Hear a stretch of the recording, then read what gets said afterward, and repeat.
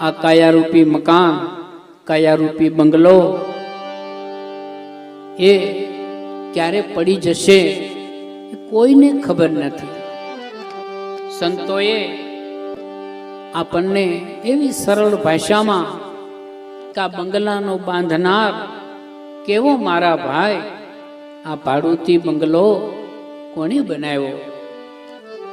તો મારા વાલાએ બનાવ્યો, પરંતુ એ બંગલો આપણને ભાડે આપ્યો છે.